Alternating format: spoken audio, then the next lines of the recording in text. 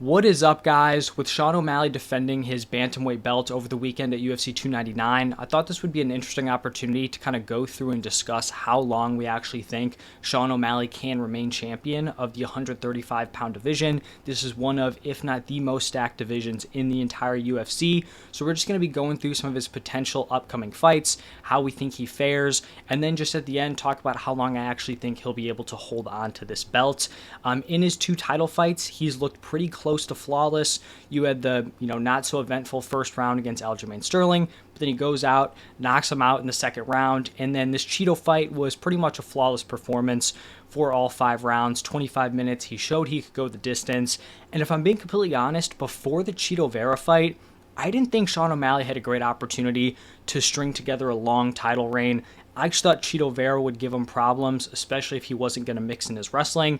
I was completely wrong there. He outclassed him. He showed that he was durable enough to survive a guy like Cheeto Vera on the feet for 5 rounds. Also showed that he had that championship cardio.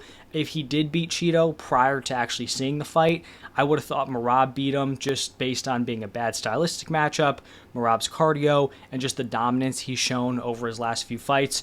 And then I also thought Corey Sandhagen would cause him some problems due to kind of being able to match his striking ability, but we've seen Corey implement the wrestling, and I think that could have potentially secured Corey rounds if they were to match up at some point. So before seeing the Cheeto fight at UFC 299, I really didn't think O'Malley was going to string together a long title reign, but I do think after watching the Cheeto fight, things have changed in my mind. And it's not necessarily because I just saw him beat Cheeto and I'm like, all right, he's going to do that to everyone. I understand that fighting a guy like Cheeto is a lot different from fighting a guy like Merab or Corey Sandhagen. Stylistically, they're very different. And also, for being honest, right, Cheeto got this fight because of the history with O'Malley. We've already seen Sandhagen beat Cheeto. Merab was also very deserving. So I don't think necessarily Cheeto's like the top tier of the division when we're talking about guys like O'Malley, Merab Dvalishvili, and Corey Sandhagen. So I'm not saying that, just because he beat Cheeto, now he's going to beat everyone else. But O'Malley did showcase some things in that fight that I think maybe we had some question marks heading into it. His footwork, obviously we know it was great, but it looked impeccable against Cheeto. I already mentioned it, the 5-round cardio. We hadn't necessarily seen that. Now, does that cardio hold up if he's having to wrestle, engage in the grappling? That still remains to be seen, but I just think having the 5-round cardio against someone like Cheeto, who we know has great stamina, I think that was a good sign. He also showcased being very durable. That has been a concern in his career, right? He got hurt in the Yan fight. He's been injured in at least 2 different fights, the first against Cheeto, and then I think it was against Sukumtat where he had like the foot, ankle, leg injury, whatever that was. And then also we knew he had power, but to be able to hurt Cheeto on multiple instances, that was very impressive considering the chin that Cheeto has. And I mean, that knee that he landed, that's putting out probably 95+% of other bantamweights. So he just got unlucky. He went up against Cheeto, who just has maybe the best chin in the UFC, if not top 3, top 5. But now looking at some of Sean O'Malley's future matchups, it does look like Merab Dvalishvili should be next. Obviously, that's assuming the UFC doesn't go for the super fight against Ilya. I think they're going to go with Merab. First off, I think Ilya being, friends with Merab, having that Georgian connection, he's probably not going to want to take that opportunity away from him. And I just think Merab has more than earned it at this point. And I know they want to make the big fights. And at some point, you do just have to reward the guy who's climbed the rankings and stacked a ton of very quality wins together. And then I think after the Merab fight, it's probably going to be either Corey Sandhagen or Umar Nurmagomedov. I think Corey's earned the title shot, but if he does want to take that Umar fight, I imagine that will turn into a number 1 contenders fight, even though Umar would kind of be, skyrocketed up the rankings. We did see Sean O'Malley kind of have a similar thing there. But starting off with the Merab matchup, maybe this is recency bias after seeing his performance. I know Merab just had a great look against Cejudo, but after seeing O'Malley on Saturday, I think I might favor him in this matchup. I just think he has the footwork and the patience to kind of give Merab fits throughout this fight. We've seen Merab go on a super impressive 10-fight win streak. He has looked amazing, but he really hasn't fought someone like Sean O'Malley. Even looking at O'Malley's frame, the tallest and slash longest guy, that Merab has gone up against is Terrion Ware, who was 5'8" with a 73-inch reach. So not a super tall dude. The reach is solid, but that's obviously one of his lesser known wins earlier on in that win streak. his big wins against guys like Henry Cejudo, Petr Yan, Marlon Moraes, Jose Aldo, those are not guys with super big, long frames at the 135-pound division. Sean O'Malley's 5'11" with a 72-inch reach, and so being able to just consistently wrestle those smaller dudes is not the same stylistic matchup as being able to do that against Sean O'Malley. I think if he uses the range that we actually saw in the Aljamain Sterling fight, we know he has the great footwork, I think he could kind of avoid the takedowns. And he did show that 5-round cardio. Like I said, it could be different if Merab is consistently mixing in takedowns and kind of wearing on him on the ground. But Merab is also not a super control-heavy grappler. He's more so someone who's going to consistently spam shots, which is a very different style than a guy like Aljamain Sterling, who we saw Sean O'Malley beat. Aljo's not going to shoot a million times. He's going to shoot, when he thinks he has a good opening, and then he's going to try to lock down a position and gain control, like we saw in the Petr Yan fight, where he got the back for 2 different rounds, was just able to bank those. So even though they train together, they do grapple very differently. I'm talking about Aljo and Merab, but we also saw that Sean O'Malley proved he could avoid the takedowns in the Aljo fight. He came in with an injury and still was not able to get taken down. And then I think when we're looking at being able to catch Merab, the problem with fighting Merab is that if it's going long and Merab is having any sort of success, it's tough to see someone winning a decision against him, especially in a 5-rounder, just based on his cardio and pace. He is absolutely relentless, but I do think O'Malley has the weapons to catch Merab coming into range. The knees, uppercuts. We've seen Merab get hurt. Not that he has a bad chin, but it's not a Chito Vera level chin, right? He got hurt by Marlon Moraes. He got hurt by Henry Cejudo. So he can be cracked if you hit him right. I think O'Malley could definitely do that.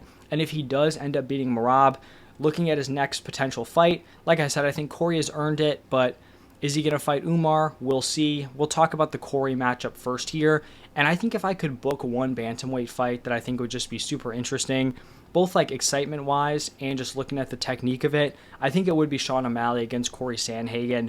Both these dudes are elite strikers, but Corey has that extra wrestling element that I kind of talked about earlier on. And I thought prior to that Chito fight that could kind of pull him away in this matchup if they're pretty much even on the feet. But then we see Corey Sandhagen mixing in some control time. Obviously, you need to do some damage, but that could sway the judges. But I think after watching that Chito fight, we have the common opponent, right? Sandhagen against Chito, Sean O'Malley against Chito. O'Malley just looks like the more dangerous guy on the feet. He has gone out there and really hurt some of the top guys in this division. Aljamain Sterling knocked him out. Chito Vera, pretty much did everything but knock him out. And then Petr Yan didn't get the finish, but had Yan hurt bad.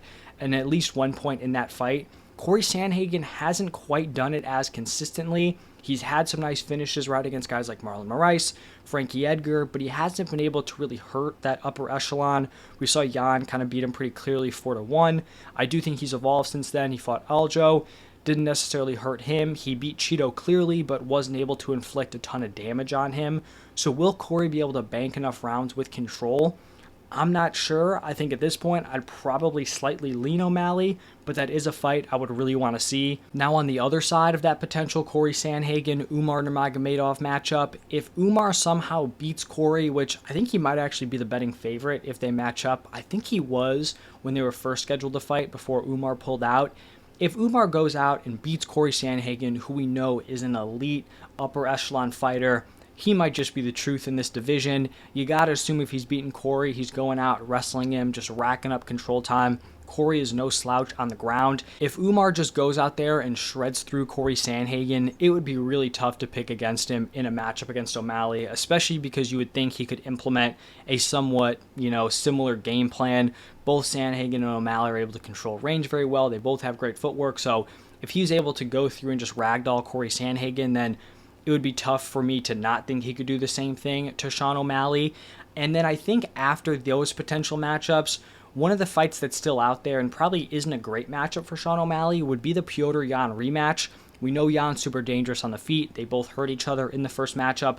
A lot of people thought Petr Yan did win that first matchup. I think might have been 24 out of 25 media members scored it for Petr Yan on MMADecisions.com. I'm not sure what the overall number was, but I'm pretty sure only one dude did not score it for Petr Yan. So we know Yan is dangerous on the feet. He has the 5-round cardio, and he can also mix in the wrestling to kind of, mess with Sean O'Malley like we saw in their first matchup. But I also think just looking at that matchup, it was super competitive in the first one. No matter who you thought won, it was a very competitive, fun matchup. I think we have to assume that Sean O'Malley is improving at a much faster rate, right? After we saw Petr Yan in that Sean O'Malley fight, he got beat pretty bad by Merab Dvalishvili, and then he did get back, on the right track against Song Yadong, but like a 2-1 decision win versus Sean O'Malley going out, knocking out Aljo, and then 5-0ing Chito Vera. I just think Sean O'Malley seems to be at a different level compared to Petr Yan than when they fought the first time, so I would actually predict Sean O'Malley to win that one more decisively. And then I feel like those are really the only matchups that we can kind of predict at this point. It's tough to see the guys who would be next after those 3/4 dudes, like maybe Song Yadong builds himself back up, gets a few more wins. You have younger guys at the bottom of the rankings, Kyler Phillips. We just saw at 299, Jonathan Martinez, Mario Bautista. Maybe those guys start to build themselves up. Although I do think both Kyler Phillips and Bautista are like training partners of Sean O'Malley. I could be wrong there, but I do think that is the case. And so just based on the level of competition here, when we're predicting how long Sean O'Malley can maintain his championship belt, I think it would just be really tough to win 3 straight against Merab, Sandhagen/Umar, and then Petr Yan. I think if you go fight by fight, like I think I favor right now O'Malley over Merab, O'Malley over Sandhagen. The Umar one would be tough, and then I'd favor O'Malley over Yan. But I think having to string together like 3 straight wins over that level of competition is just a really, really tough ask. So I think at this point, if O'Malley was actually able to retain his belt for at least 2 more matchups, right, that would be like the Merab and then Sandhagen/Umar, I would be wildly impressed, and I think that would set him up to put together a really, really long reign as the bantamweight champion. Could put him in the history books as the best bantamweight ever, but this is a dude who went from kind of crushing lower competition early in his UFC career to really getting skyrocketed to the upper echelon of the division, to now having great back-to-back title performances with the opportunity to go on a run. So if I had to make a prediction, I think he probably loses the belt within the next 1 to 2 fights, but like I said, if he does get through those next 2, I think we could be talking about O'Malley being one of the longest reigning champions in the UFC and potentially cementing himself as the bantamweight GOAT. Let me know what you guys are thinking. Some very fun matchups here at bantamweight. I don't necessarily think there's a wrong answer, right? Like if you're picking Merab to beat him, Sandhagen, I don't think that's crazy. If you think O'Malley beats those dudes, I totally get it because I kind of agree. I just think when you're going up against the best guys, it's tough to put together flawless performances fight after fight, and it does seem like that's what he would have to do going through the gauntlet of like a Merab, Sandhagen, Petr Yan. It just takes one mistake to drop one of those fights. So that's kind of how I'm feeling. Let me know what you guys think down below, but thank you all for stopping by, and I will see you in the next one.